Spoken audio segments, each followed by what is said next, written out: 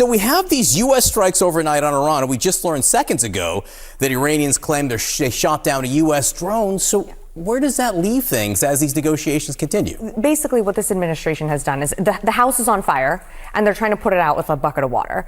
And this is a deal to get a deal. A lot of the issues, the thorniest issues, whether it's nuclear enrichment or ballistic missile capabilities, are being pushed further down the line. I think that this administration is hedging that they're going to need some type of third party to come in here. I mean, I don't think it will be acceptable under any terms that Iran keeps some of its enriched uranium. But we've never seen language like this, and it does lean more towards Iran and its favor. It's Ken Harbaugh with the MeidasTouch Network. America just bombed Iran again as negotiations are reportedly ongoing. It is anybody's guess as to what is actually happening with the supposed deal. One thing we can be sure of, though, Donald Trump is going to make a mess of it over a war that never needed to happen in the first place. And two critical issues remain unresolved. What's to become of Iran's nuclear program, especially the existing stockpile of enriched uranium? And even more pressing, who will control the Strait of Hormuz? Will it revert to the pre-war status quo, an open sea lane available to the world? That principle of freedom of navigation, by the way, is what I spent so much of my time in the Navy helping to enforce. The more likely outcome, after tens of billions of dollars has been spent, lives have been lost, and America has experienced yet another Trump-induced national humiliation, is that Iran will maintain its grip on the strait and use it as strategic leverage against its enemies. Iranian hardliners are now fully in charge, and their grip on the country has tightened. So much for the unconditional surrender promised by Trump. I asked Rebecca Bennett to join me to discuss the practical challenges of controlling the strait. She was a Navy helicopter pilot stationed aboard the USS Nimitz with multiple deployments to the Gulf, including transits through the strait. Rebecca is also running for Congress in a critical red to blue seat. She's got the kind of real-world experience we desperately need in Washington, and she's got what it takes to beat an incumbent Republican. Here's our conversation. Rebecca, thanks so much for joining us. I would love your perspective as a helo pilot who transited the Strait of Hormuz on the Nimitz. Can you provide us some perspective on how difficult it is to control a waterway like that when you're a superpower and your adversary is relying on fishing boats and tugboats and fast boats, and they're not playing by the rules that you have set out? Yeah. Well, first of all, thanks so much for having me on. And yes, I was a former Navy helicopter pilot. I served in the military for over 15 years, and I did deploy to the Middle East in support of Operation Enduring Freedom, which was the Afghanistan war. And so you're right, this is really personal for me. And, you know, anytime we're going to go put American service members in harm's way, there needs to be a clear motivation, clear objective, a clear exit strategy. And we're not seeing any of that from this administration. And, you know, really what we're seeing is that they are learning in real time that it's much easier to start a war than it is to stop one. And to your point about the strait, I mean, this was abundantly clear from the very beginning. If you'd asked anyone, this is exactly what Iran was going to do. Is number one thing they were going to do is shut down the Strait of Hormuz. And it's exactly what you said, which is this asymmetric warfare, which we're seeing all over the world. We're seeing it in Ukraine. We're certainly seeing it in Iran with the use of drones and low-cost boats. And so, you know, this is all open source, but, you know, you see these swarm tactics where you basically, for an aircraft carrier or other Navy ship, you're very limited in what you can do from a maneuverability standpoint. And so that's why the helicopters are so important to make sure that we can defend the ship whenever they're not able to maneuver. But when you have a ton of like small boats coming at the carrier, it just is a very challenging environment to be able to defend against. And so, you know, I think that's why it's important that we have people that really understand what's going on. And, you know, I think the other thing I just want to add too is it is an incredible toll on our service members, what we were asking them to do. You know, the USS Ford just got done with an 11-month deployment, and that is just an insane amount of time. I actually remember when we were deployed, you might have also experienced this, but, you know, we were driving home, and then we woke up, and then the ship was going the other direction, and we're like, oh, I guess we're not going home, you know? And so, but it's just really hard to be gone for that long. It's really hard on the crew. It's really hard on their families. It's really hard on just all of it. And so I just also want to acknowledge that it's an incredible toll we're putting on our service members and military families as well. What makes it especially difficult, and I would love your moral take on this, I'm talking about an 11-month deployment where, you know, the family doesn't get to see you. At times you're actually cut off from them. I mean, Hegseth has imposed news blackouts, not just at the Pentagon, but on mail getting to the fleet. Yeah. And I understood the need for that during OEF, those extended deployments. I assume you're referring to a moment the carrier turned around when you got new orders that mattered, orders that were probably explained. But when you're on an 11-month deployment, which if I'm not mistaken is the longest deployment since Vietnam, and no one can explain to you what it's for. If you're actually keeping your families back home safe, that has a devastating effect on morale. And it's not the physical hardship that most sailors really complain about. I mean, there's that truism, if sailors aren't complaining, you got to start worrying. But it's less that they're having to deal with, rations that are diminishing and food that's not great by the end of an 11-month deployment than it is with the fact that no one has explained to them why they are risking their lives, missing the birth of their children, missing graduations and things like that. The commander-in-chief can't even tell them what it's for.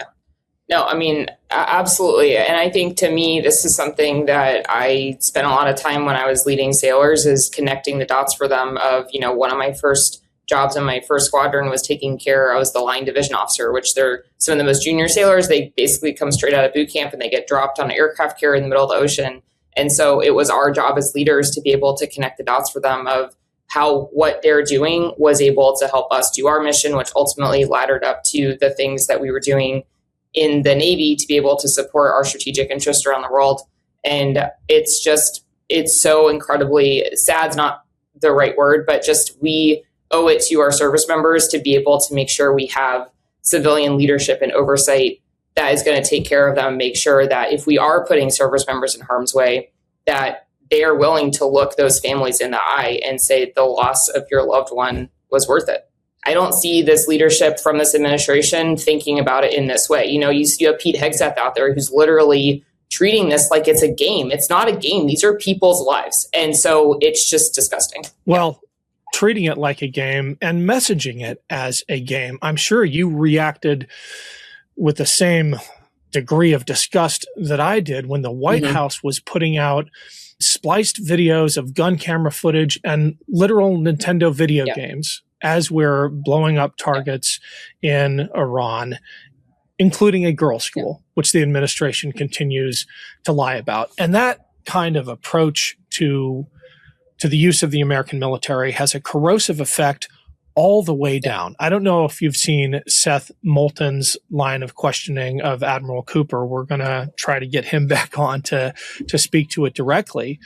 But Admiral Cooper, who by all accounts has had an honorable career, simply cannot answer the question directly when asked about Iran's nuclear program, whether it was obliterated last summer or whether it's degraded now. And when you have an administration that lies so habitually, it affects the culture of the military too. I'm sure you're seeing that the way I am.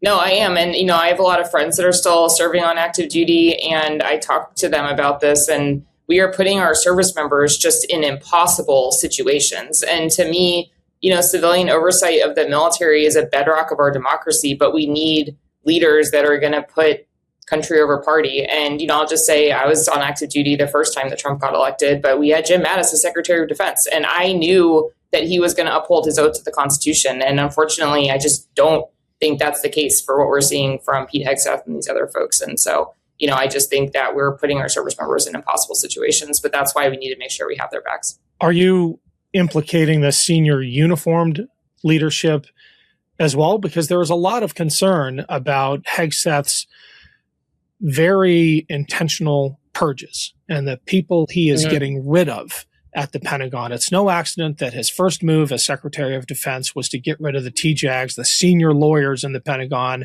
who would tell the combatant commanders what's illegal, what's unconstitutional. You don't do that as Secretary of Defense unless you're planning to break the law.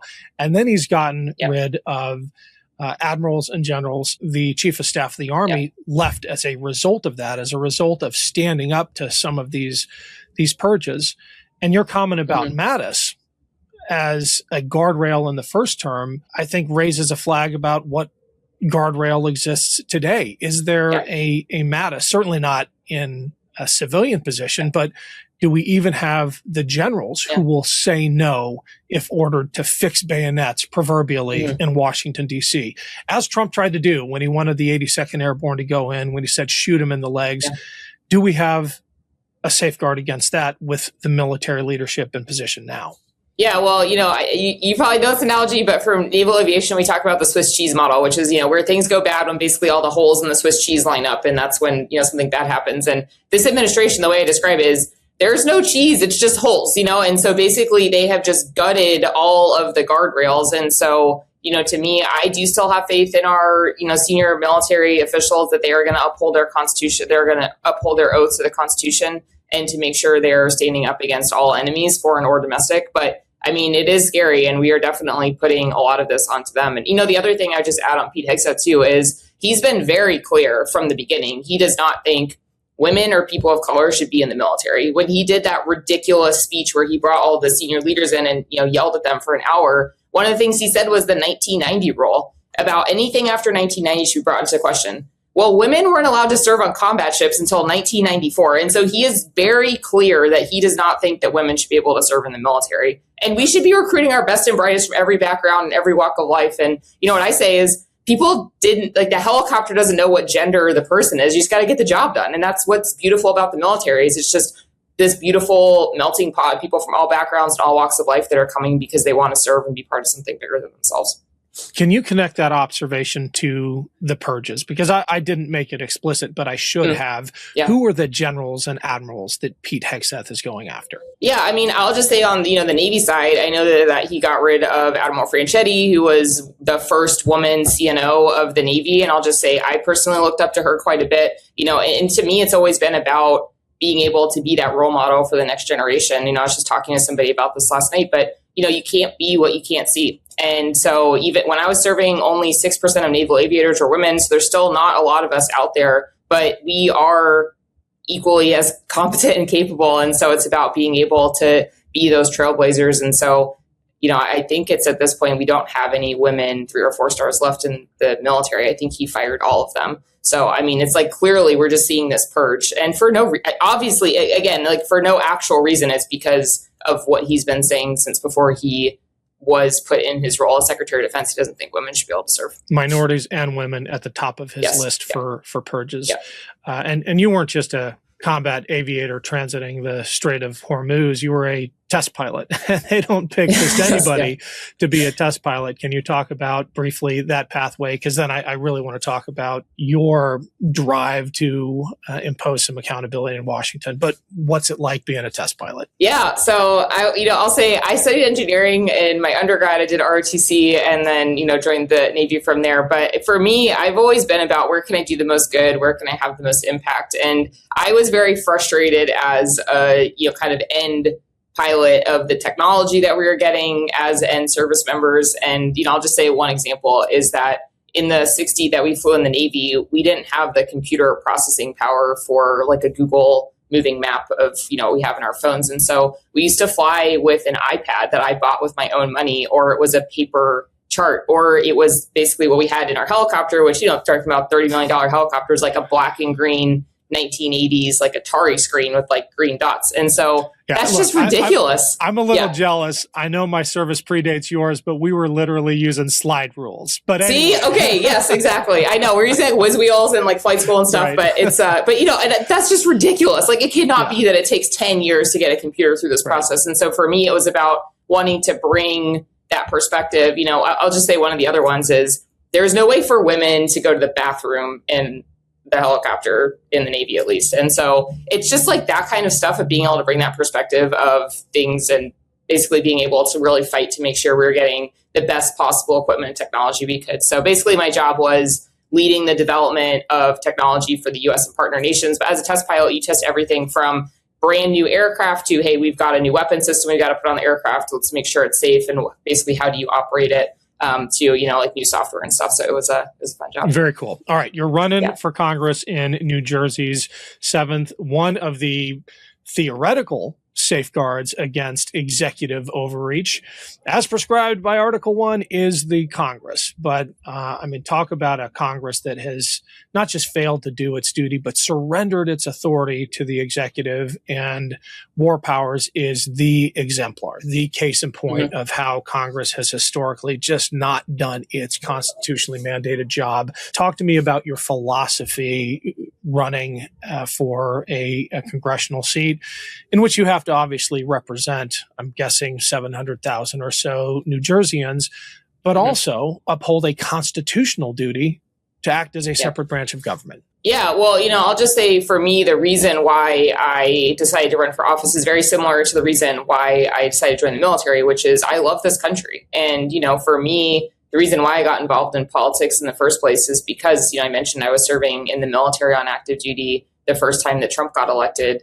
And so that's really what led me to want to get involved in politics. And so when I got out of the military, I started volunteering as a grassroots volunteer, door knocking and phone banking, all the normal stuff.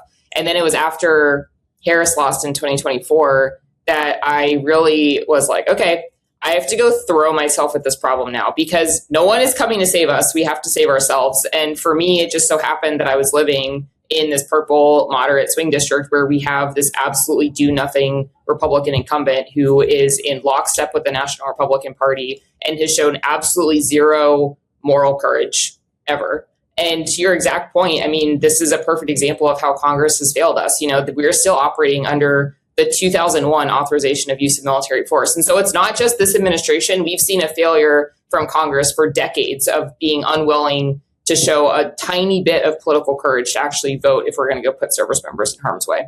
But I think broadly, I just think people are exhausted. I think they are exhausted by this era of division and polarization. And we need leaders in office that are going to stand up and fight for all of us and to actually go solve issues. And I'll just say for me, that's why I'm so excited about, we're seeing a number of veterans that are stepping up across the country because it's about fighting for this country and, being willing to put some, get in the arena and get in the fight.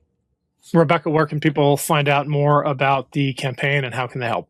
Yeah, so we have an election coming up on June 2nd. So if people are interested, please go to my website. It's RebeccaBennettForCongress.com. You can follow me on social at Rebecca for NJ07. If you're able to chip in, it would be super helpful. We've got a ton of grassroots support. 90% of my donations are under $100. But if you want to volunteer, you can also sign up on the website. But yeah, thanks so much for having me on. Oh, hey, I got to ask you because this is a badge of honor.